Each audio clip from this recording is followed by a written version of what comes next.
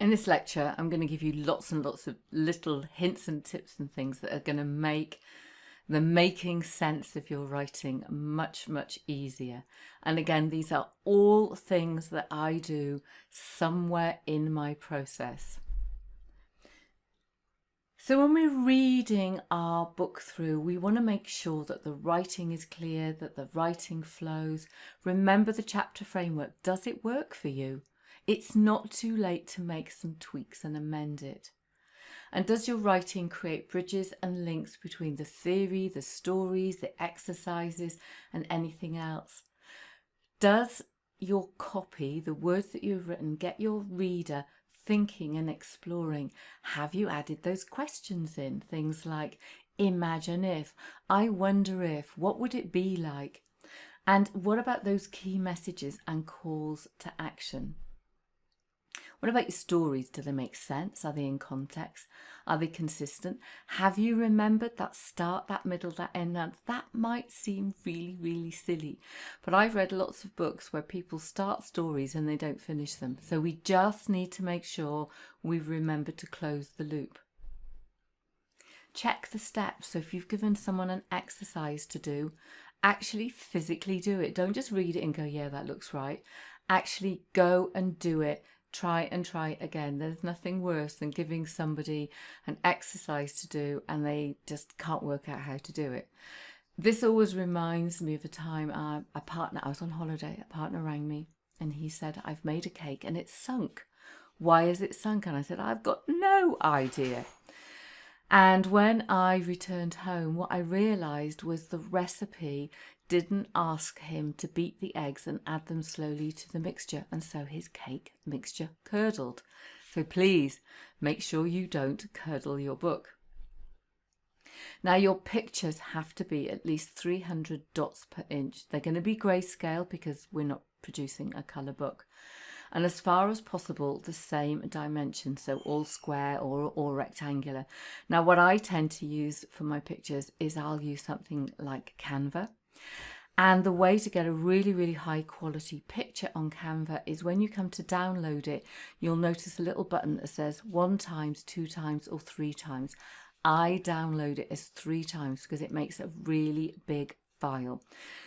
What you'll find is when you upload to Kindle Direct Publishing, if your pictures are not of a good enough quality, when you come to check it out, it will tell you that they're not. So please make sure high quality, high resolution pictures.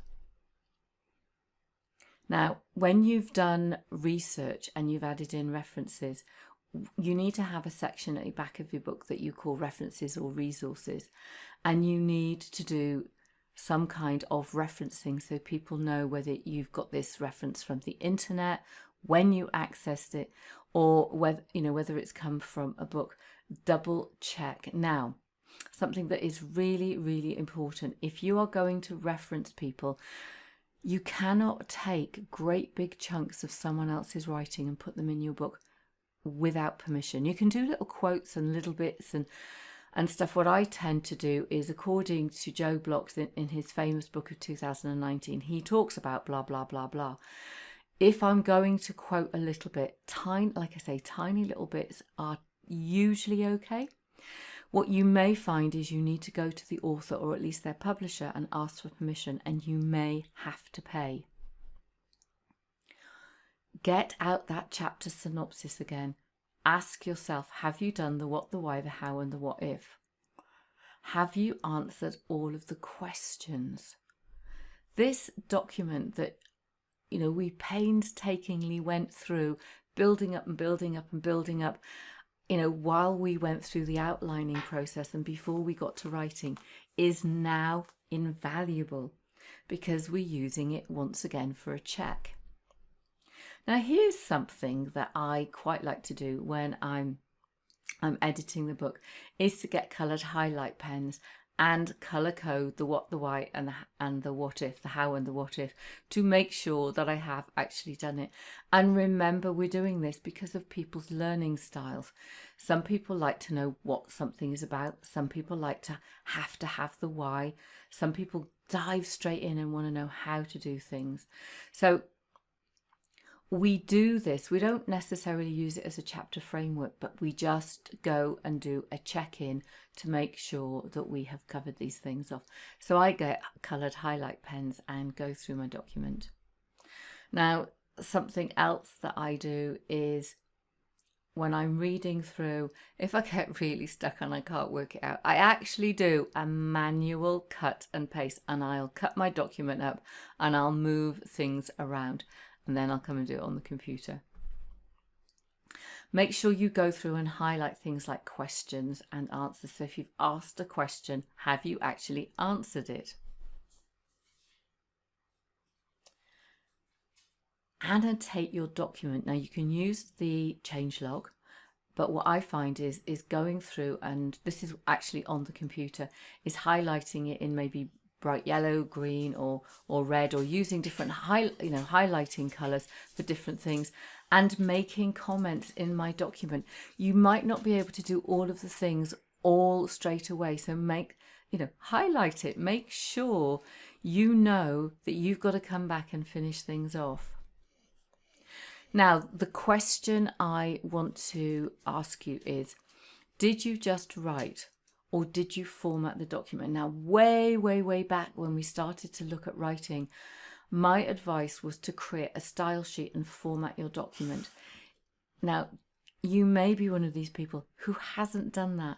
You are now going to have to go through and format your document. So put in your heading 1s, 2s and 3s, your italics, your first paragraphs, your normal, all of those kind of things. I'm hoping that you didn't do that. I'm hoping that you did format first, but you need to check your formatting. Have you nested your heading 1s, 2s and 3s properly? So this is a great opportunity now to sort out the headings and the body of your book to make sure that it actually looks right and flows properly. One of the things that I always advise people to do is to turn on the navigation pane. And the reason we do that is we can see a detailed flow of our document. So we turn it on. I often put the ruler on as well, because if I'm going to insert images, I want to make sure that I can get them within the ruler guide. So looking at lots of different ways to review. So I have the navigation pane on, and I turn on the 2-page review, and right at the bottom of the page there's a page size slider, so I can make my document big or small. So you can make it really, really big, and you can make it really, really small. So it just gives you different ways of looking at the document so you can make sure that things look correct. The next thing that I do is to insert a table of contents. You do this right at the beginning. So if you have used the style sheet, you can automatically generate a table of contents. And when you look at it, you can see, does it make sense? Is it flowing? Does it look right? So you can then go through. Now, not only do you need to format your table of contents, but it gives you an idea of whether you have actually set this book up properly. Now, what I tend to do is I'll do the table of contents first with, say, 3 levels, so it's a quick reference. When I finish my book, I do it at level 1. So when you look at table of contents and you start to generate it, the levels will start to make sense to it, but it gives you that opportunity to see an overall flow. Now, if you get really, really lost and the book no longer flows, your head is confused and you are overwhelmed by what is in front of you, the first thing to do is leave it. Go leave it, go do something else, and then really just start over again. Print it out, read it through, and remember to have this chapter synopsis. Now, if you've got into this horrible mess, go back to the chapter synopsis, do a chapter at a time, check that it works, and then go through the whole process one more time.